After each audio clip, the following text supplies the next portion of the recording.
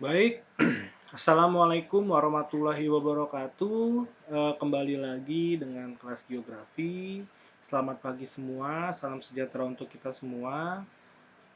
Alangkah baiknya sebelum kita memulai pembelajaran, kita berdoa. Berdoa dimulai. Berdoa selesai. Oke, untuk yang pertama, kita akan masuk ke bab yang kemarin kalau saya sudah memberikan gambaran tentang letak posisi geografis Indonesia dari segi pertahanan itu seperti apa. Nah, ini saya harap kalian nih eh, saya harap kalian mampu mendapatkan penggambaran sedikit tentang posisi strategis Indonesia sebagai poros maritim dunia. Oke, tidak berlama-lama, kita mulai langsung. Nah, di bagian A itu adalah letak luas dan batas wilayah Indonesia. Nah, letak geografis Indonesia itu dibagi lagi nih, ada letak astronomis, letak geografis, letak geologis, letak geomorfologis, dan letak maritim itu sendiri. Letak letak fisiografis, nah ini Indonesia nih, kita membahas tentang fisio. Fisio berarti ada fisik, gitu. Adalah letak suatu wilayah berdasarkan segi fisiknya. Nah, kita kalau mengkategorikan fisik dalam geografi sudah dijelaskan di semester awal, geografi fisik itu berupa objek yang terlihat, dapat dipegang gitu, dapat dirasa. Nah, itu adalah objek fisik di geografi itu sendiri. Nah, di letak fisiografis itu biasanya berpatokan biasanya kepada pulau, lautan, terus batas garis pantai. Itu biasa dijadikan sebagai letak fisiografis atau fisiknya gitu. Jadi kalian udah memahami dulu nih letak fisiografi seperti apa. Kemudian letak astronomis Indonesia. Nah, ini letak astronomis uh, Indonesia sudah ini kita bisa melihat nih ya. Nah, di sini di wilayah Indonesia paling utara terletak di Pulau W. Nah, ini ada di sini paling utara sekali dia. Terus di wilayah Indonesia paling selatan terletak Pulau Roti. Nah, ada di sini nih. Dia ada di selatan. Nah, ini kalau Pulau W 6 derajat lintang utara, Pulau Roti berada di 11 derajat lintang selatan di sini. Nah, wilayah Indonesia paling barat terletak di Kota Sabang. Nah, 95 derajat bujur timur di sini adanya nih. Nah, ini terus wilayah Indonesia paling timur terletak di Kota Merauke di 141 derajat bujur timur. Ini adanya di sini nih. Nah, jadi letak astronomis Indonesia adalah posisi negara berdasarkan garis lintang dan bujur Indonesia. Nah, ini bisa dilihat nih garis lintang, garis bujur, nah seperti apa. Nah, di sini kita dapat membaca nih, berarti letak astronomis Indonesia terletak pada 6 derajat lintang utara sampai 11 derajat lintang selatan dan 95 derajat bujur timur. Nih. Sampai 141 bujur timur gitu.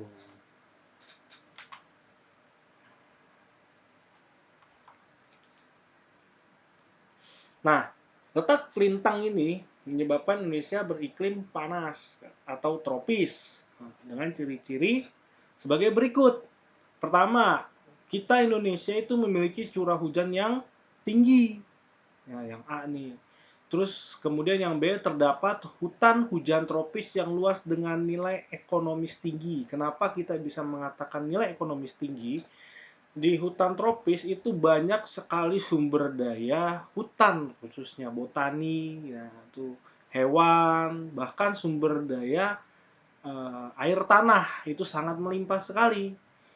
Nah, yang C, menerima sinar matahari sepanjang tahun. Nah, di Indonesia, khususnya kita negara tropis yang berada di garis lintang, itu biasanya atau rata-rata hanya memiliki dua iklim biasanya. Biasanya musim panas gitu kan, atau dua musim lah, musim panas dan musim bukan iklim tadi, musim panas dan musim hujan.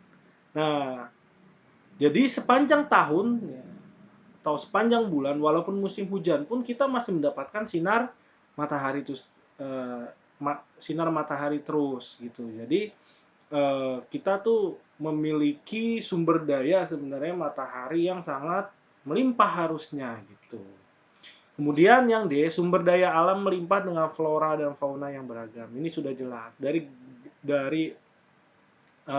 letak kita Indonesia, itu dari Sabang sampai Merauke, Pulau W sampai Pulau Roti, dulunya adalah satu daratan sebenarnya. Dan kalau kalian sudah mengulas pembelajaran kelas 10 tentang pergerakan lempeng di dunia, nah itu menjadi salah satu indikatornya tuh. Kenapa di Indonesia itu memiliki flora dan fauna itu yang sangat beragam. Nah, kemudian yang tanah subur. Nah, ini sudah jelas. Di Indonesia sendiri itu memiliki tanah yang tergolong sangat subur gitu loh. Kalau kita melihat bahwasanya komposisi dari fisik wilayah kita itu terdiri dari deretan pegunungan atau pegunungan Ring of Fire itu sendiri gitu. Jadi kita memiliki sumber daya tanah ini yang sangat sekali baik untuk pertanian.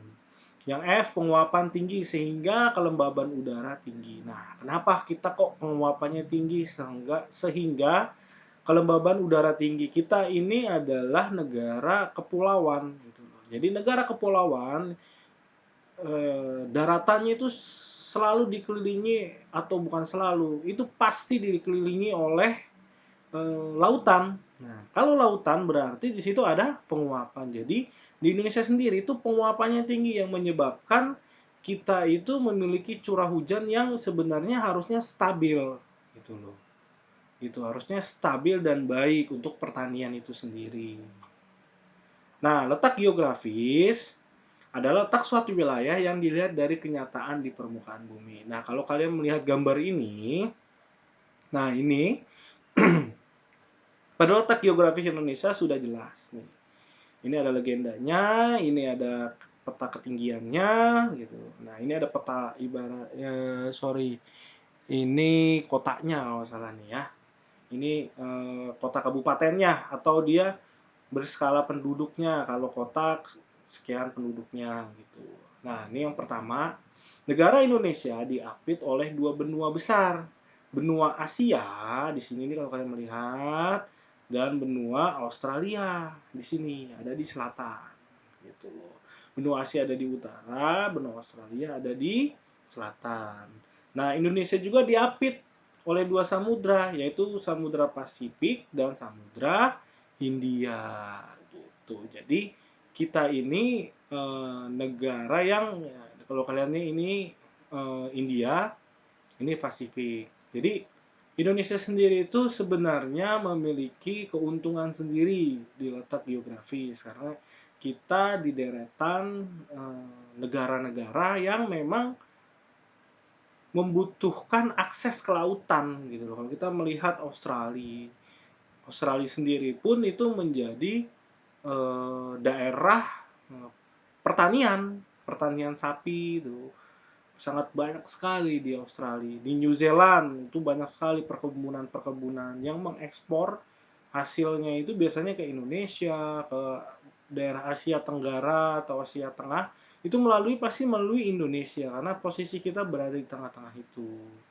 Nah, ini ada peta letak geografis Indonesia. Nah, perpaduan antara letak astronomis dengan letak geografis Indonesia menimbulkan kondisi berikut. Nah, ini memperoleh sinar matahari sepanjang tahun, penguapan tinggi, nah, tingkat kelembapan juga tinggi, tadi udah dibahas, curah hujan tinggi karena kita berada di negara kepulauan dan negara yang memang dihapit oleh dua samudra dan dua daratan yang luas Indonesia ini. Terus kemudian memiliki wilayah hutan hujan tropis yang cukup lebat. Terdapat dua musim hujan dan kemarau akibatnya pergerakan angin muson. Nah, ini angin muson itu biasanya yang menentukan nih musim hujan atau musim panas. Biasanya gitu. Jadi kita hanya memiliki dua musim, musim panas dan musim hujan. Kemudian vegetasinya beragam.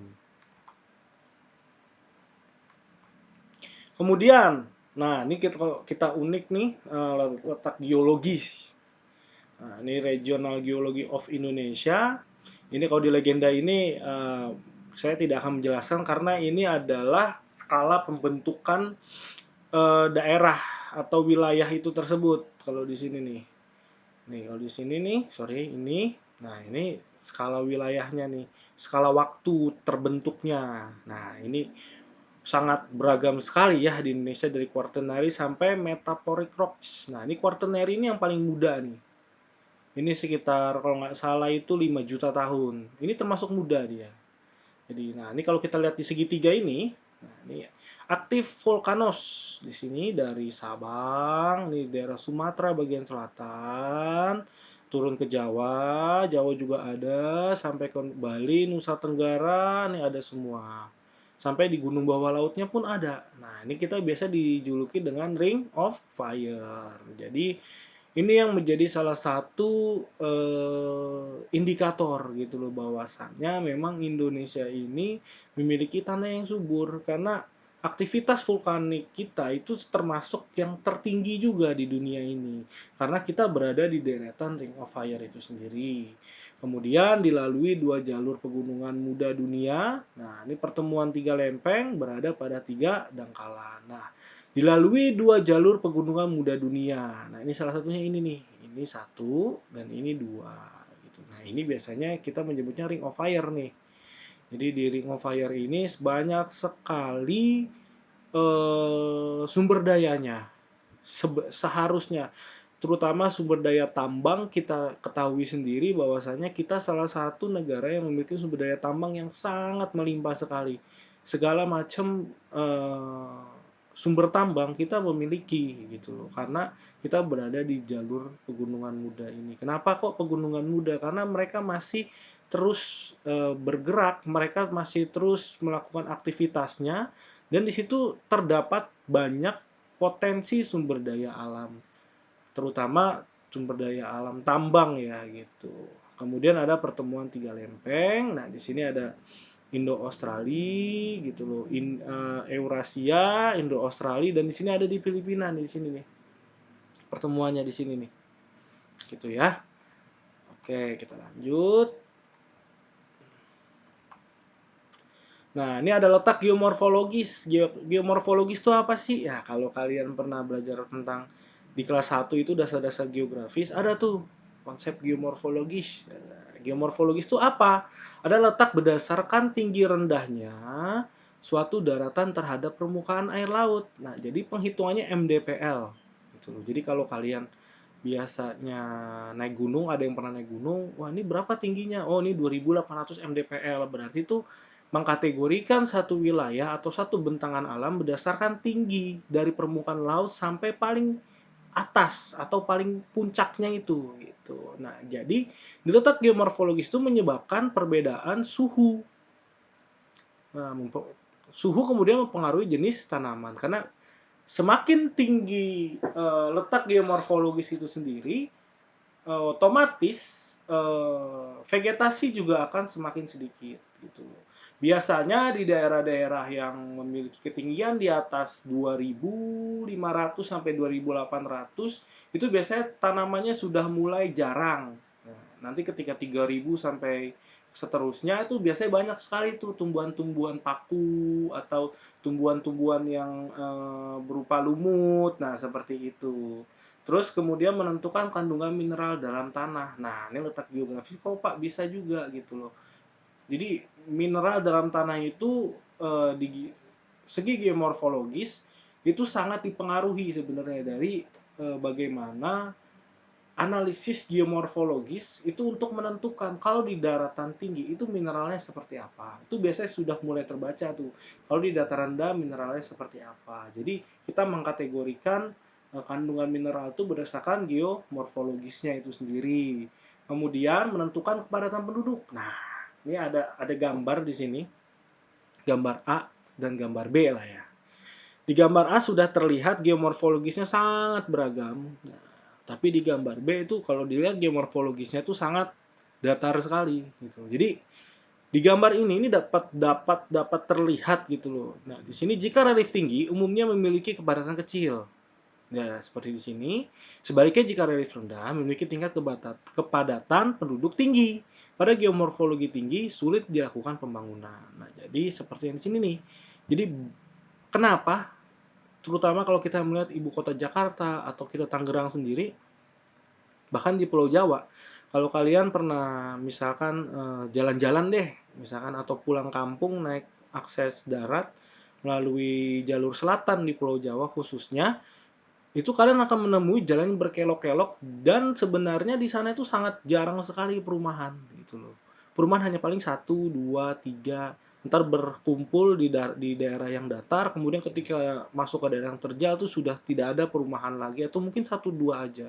Karena masyarakat yang berada di daerah pegunungan atau di daerah perbukitan itu biasanya mereka akan mencari tempat yang datar juga untuk membangun karena tempat yang terjal itu menjadi salah satu hambatan untuk membangun.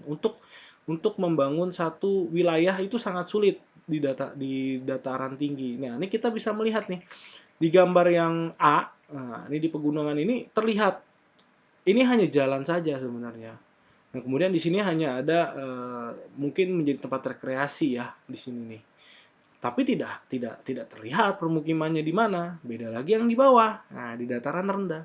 Contoh di Jakarta itu kan salah satunya menjadi pusat ibu kota di Indonesia gitu loh. Tangerang pun juga sama karena datarannya rendah, mudah untuk dibentuk dan diolah pada akhirnya. Karena tidak melalui hambatan gitu. Jadi kita bisa menentukan nih letak geomorfologisnya seperti apa, berarti seperti apa, mudah atau tidak gitu. Kemudian, nah ini kita masuk ke pokoknya sebenarnya letak maritim Indonesia nih. Letak maritim adalah letak suatu tempat ditinjau dari sudut kelautan. Nah, gitu. Kenapa? Nah, di sini ada ZE, nah, terus kemudian ada garis batas hasil kesepakatan dengan tetangga yang merah tuh. Nah, itu yang hijau itu garis hijau nih. Nah, sorry, saya akan menunjukkan dulu. Nah, ini garis hijau. Nah, garis batas unilateral tidak perlu kesepakatan dengan tetangga. Nah, ini ZE nih. Biasanya setiap negara itu sudah memiliki hak di lautannya. Itu biasanya 200 mil dia dari garis pantai gitu loh. Dari garis pantai terluar 200 mil berarti segini. Ini hak Indonesia nih, tanpa kita mencari kesepakatan. Terus yang merah, garis hasil kesepakatan dengan tetangga. Nah, tetangga kita ada Malaysia, Singapura, terus Filipina, Australia, Timur Leste. Nah, ini seperti ini nih, garis kesepakatannya ini seperti ini nih, bagaimana penentuan batas wilayah ZEE kita tuh agar tidak terjadi tumpang tindih gitu. Biasanya banyak sekali kita temui konflik perbatasan di laut. Nah, itu karena seperti ini. Nah, ini yang terakhir, garis batas klaim Indonesia. Nah, masih perlu kesepakatan dengan tetangga. Ini salah satunya ini nih. Nah, ini garis pantai yang memang dia berhadapan langsung dengan Filipina dan Oseania. Oceania itu adalah negara kepulauan. Nah, itu di dekat Papua Nugini di sini nih. Berarti di daerah sini nih, di daerah Laut Oceania yang berbatasan dengan Oceania ini, itu masih perlu kesepakatan gitu loh.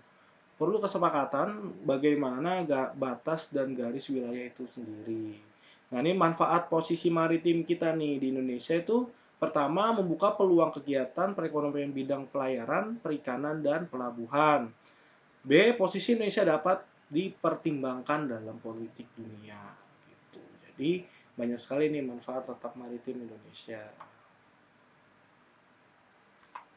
Oke, selanjutnya. Nah, luas dan batas teritorial Indonesia itu sendiri. Indonesia terletak di mana? 6 derajat lintang utara sampai 11 derajat lintang selatan dan 95 derajat bujur barat sampai sorry, ini bujur timur. Ini salah redaksi, mohon maaf. sampai 141 bujur timur. Nah, batas wilayah laut Indonesia ada batas JE tadi tuh, batas landas kontinen, batas laut teritorial. Nah, ini seperti ini gambar pemetaannya.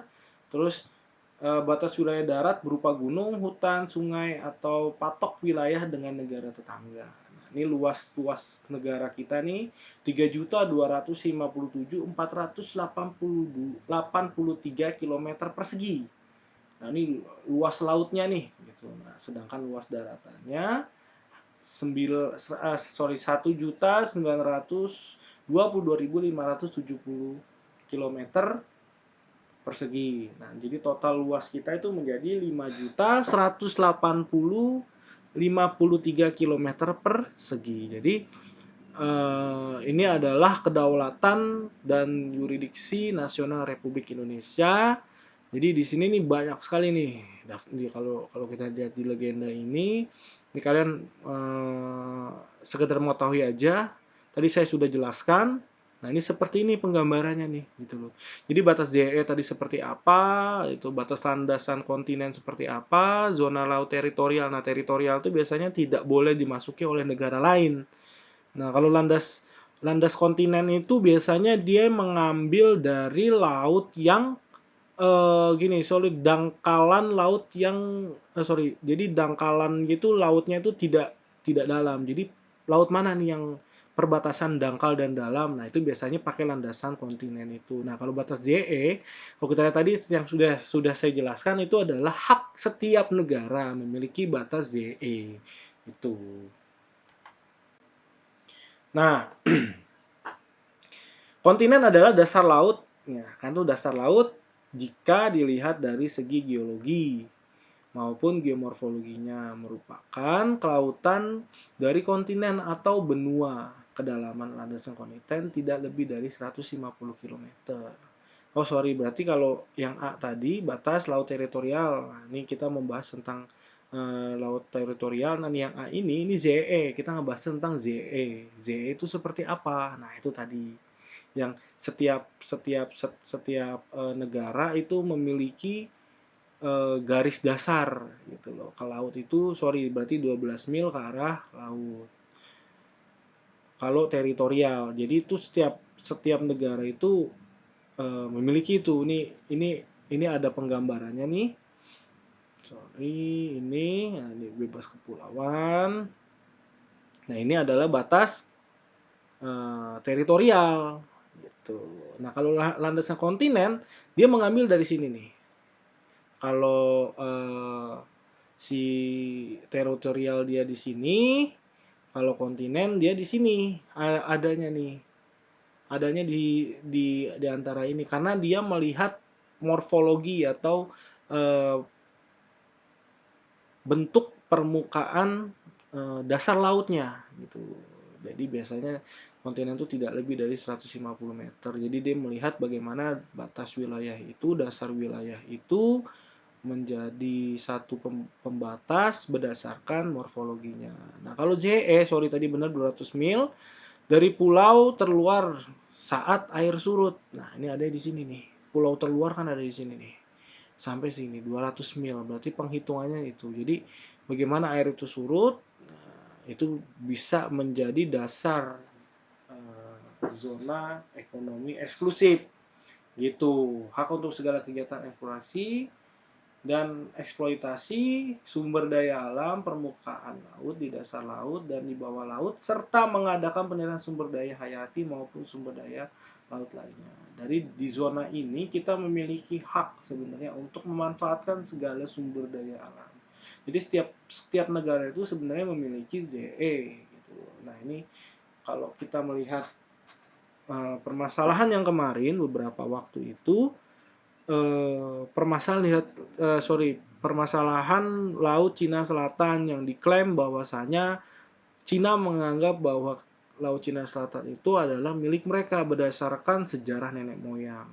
Padahal kalau kita melihat dari landasan-landasan dan batas laut itu sendiri pun sebenarnya itu udah milik negara-negara Asia Tenggara lainnya gitu. Jadi salah satu konflik yang terjadi ya seperti itu. Nah, jadi cukup sekian. Jadi saya harap kalian bisa menangkap pembelajaran untuk kali ini. Mudah-mudahan ya pembelajaran ini efektif, baik gitu. Jadi mohon maaf juga kalau ada kata-kata yang masih agak salah gitu dari saya gitu, karena eh, ini pembelajaran yang baru juga buat saya. Saya harap kalian juga lebih inovatif lagi dalam pembelajaran ini. Ini selanjutnya kita akan membahas tentang batas daratan untuk di pertemuan kedua. Jadi saya tutup kelas untuk hari ini. Terima kasih. Assalamualaikum warahmatullahi wabarakatuh.